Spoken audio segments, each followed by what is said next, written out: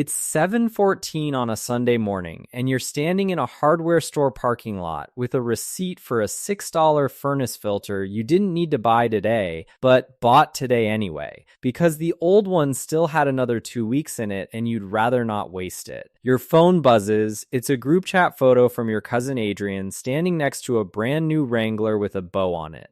The kind dealerships put on for the picture and take off 5 minutes later. Everyone's typing fire emojis. You type one too. You mean it, mostly. Then you put the phone face down on the passenger seat, finish your coffee from a thermos that's older than your marriage, and drive home in a car nobody's ever complimented in 11 years of owning it. Nobody watching you this morning would think anything unusual is happening. Nothing is, on the surface. That's the whole point now, and it wasn't always the point. 4 years ago, you would have felt something sharp looking at that Wrangler photo, something between envy and math you didn't want to do. Today, it barely moves the needle. Something rewired in how you see money, and it didn't happen because you got rich. It happened because you stopped thinking like someone spending money and started thinking like someone protecting it. The way people do when the money isn't new anymore, when it's supposed to outlive you.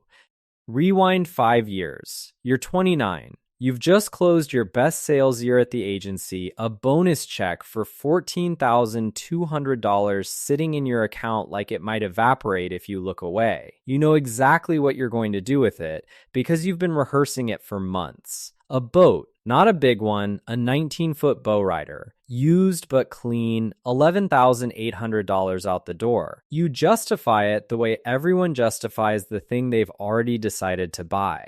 Summers are short. You work hard. You deserve it. Your friend Bryce, who sells commercial real estate and talks about building his brand, tells you it's a great move, that people respect a guy who's living well. Bryce says this while wearing a watch he financed over 18 months. You buy the boat on a Thursday. By the following Thursday, the excitement has already thinned into something closer to maintenance. Slip fees, winterizing, a $600 repair on the outboard before Labor Day even arrives. You use it 11 times that summer. You do the math once, quietly, at 11,800 divided by 11, and don't do it again after that.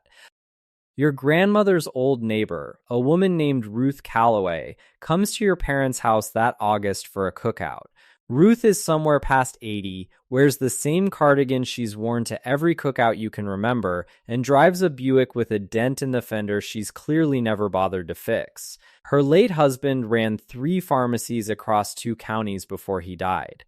And everyone at the cookout knows this the way you know facts about people you've never actually discussed money with. Someone, maybe your uncle, half-jokingly asks Ruth why a woman sitting on all that still drives a 15-year-old Buick. Ruth doesn't even pause. Because the car isn't the point, she says. The car was never supposed to be the point. Buy what lasts. Enjoy what's paid for. Everything else is renting a feeling. Somebody laughs. Somebody changes the subject to the potato salad. You think about it for maybe 10 seconds and then forget it. Mostly, except you don't. Not really. That night, you sit in your driveway looking at the boat under its cover and you think about the phrase, renting a feeling. And it sits wrong in a way that true things sit wrong when you're not ready for them. You check your accounts before bed.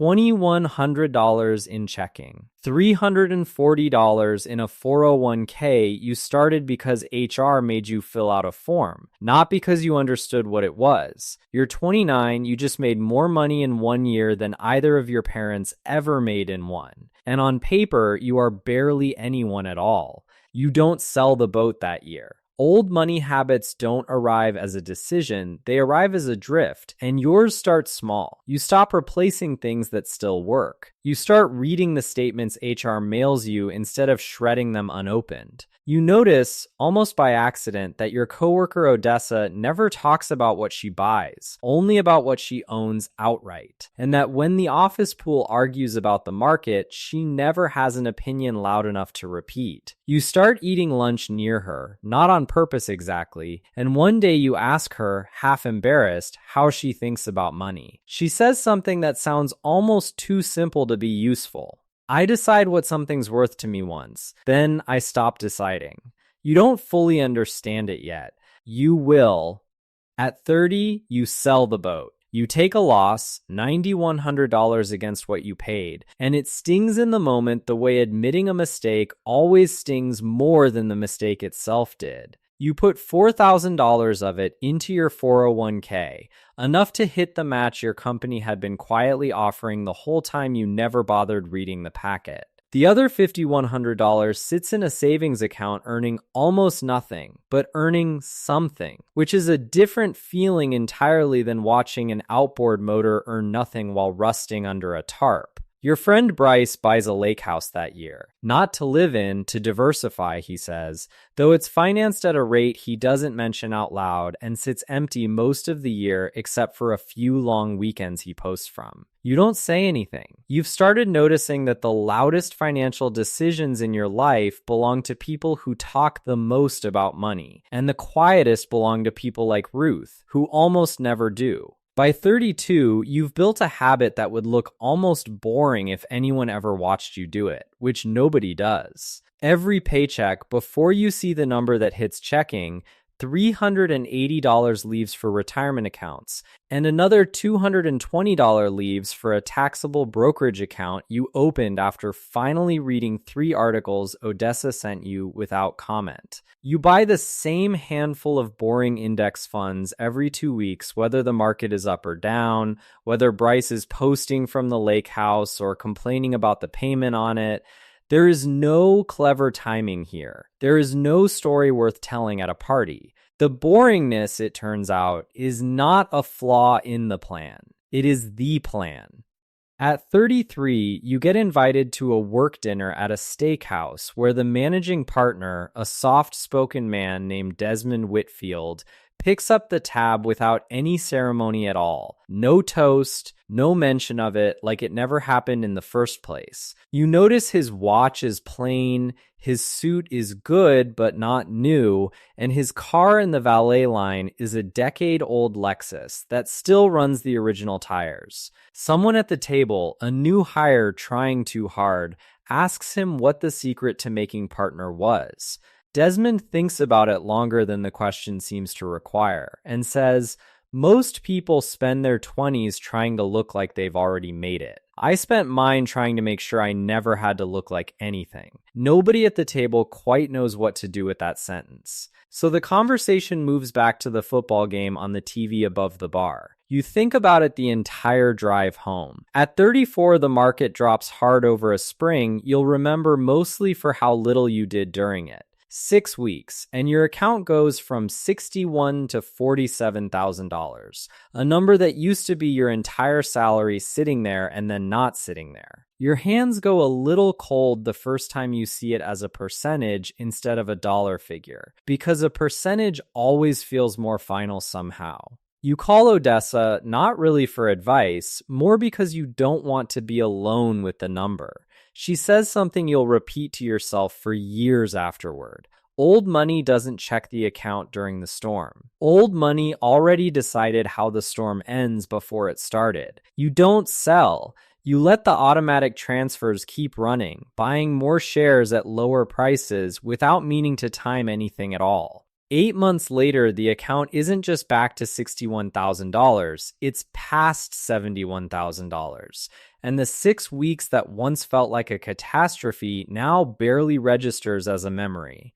That same year, your company offers a promotion, regional lead, $19,000 more, and a car allowance of $700 a month clearly meant to be spent on something with a badge people recognize. You take the promotion. You do not take the badge. You let the allowance route straight into the brokerage account on top of what's already going in, and you keep driving the same car nobody's ever complimented. Now with 94,000 miles and a new set of tires you paid cash for because you'd rather own tires outright than finance a bumper. Adrian sees you pull up in it at a family thing and asks, not unkindly if the allowance is even worth taking if you're not going to use it. You tell him the truth, which is that you are using it, just not in a way that shows up in a driveway. Here's the part nobody explains well, because it doesn't look like anything from the outside. The $700 a month you didn't spend on a lease, left alone in the market for 25 years at a reasonable historical average, becomes something close to $840,000. The badge would have bought you 3 years of a nicer commute and then nothing at all. The transfer buys you a version of the future you can't see yet, riding on tires you paid for outright, which is exactly why almost nobody chooses it over the badge. At 36, something shifts that has nothing to do with a raise. You're going through the account on a Sunday, the way you do now, coffee, 5 minutes, a habit so unremarkable you barely register it as a ritual anymore. And you notice the market's growth that quarter was larger than everything you'd contributed from your paycheck. Not close, larger, you check it twice because it doesn't feel like it should be true yet. Your contributions that quarter, $1,800. The account's growth from the market alone, $2,900. For 7 years, your labor had been funding the growth. Now the growth is starting to fund itself, and eventually it will start funding you. That winter, your car's transmission finally gives out after 106,000 miles of quiet, unremarkable service. The estimate comes in at $2,400. 3 years earlier, this would have required a credit card and a few sleepless nights of mental math.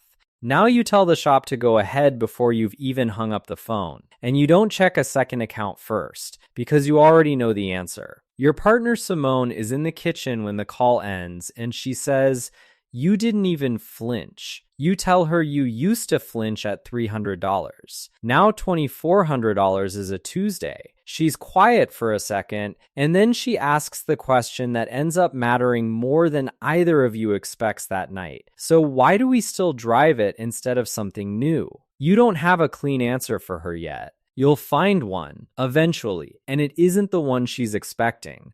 What you don't tell her that night is the real number behind the calm. Your accounts are now generating, on average, somewhere between $1,600 and $2,000 a month in growth and dividends, whether you work that month or not. It isn't spendable income yet, not without selling something you'd rather keep, but it's proof of a different kind. Proof that a machine you built quietly for 7 years has started running on its own. And that proof is exactly what turns a $2,400 repair bill from a threat into a rounding error. By 38, your net worth crosses $410,000. And here's where the myth most people carry about old money finally breaks apart for you completely. The myth says old money is about the size of a house, the length of a driveway, a name on a building somewhere. It isn't, and it was never about that. Old money, the real version, the version Ruth Calloway was quietly living out in a 15-year-old Buick, is a set of habits, not a bank balance. It's buying things once and keeping them. It's treating debt as something you avoid rather than something you manage cleverly. It's letting money sit and compound in boring, unglamorous places instead of chasing whatever's loud that year. It's understanding that nobody needs to know what you're worth for it to be true. New money spends to prove something happened. Old money invests because it already knows something will. There's a second myth that takes even longer to unlearn. The idea that old money is somehow smarter with money than everyone else. That Ruth and Desmond and Odessa were all sitting on some private formula the rest of the world just hadn't discovered yet. They weren't. None of them ever mentioned a stock pick. None of them ever talked about timing anything. What they had instead was patience stretched out over decades nobody else was willing to wait through, and an almost total indifference to what anyone thought they were worth on a given Tuesday. The formula, if you can even call it that, was never complicated enough to explain at a dinner table, which is probably why nobody ever tried. You start noticing the habits in yourself without trying to.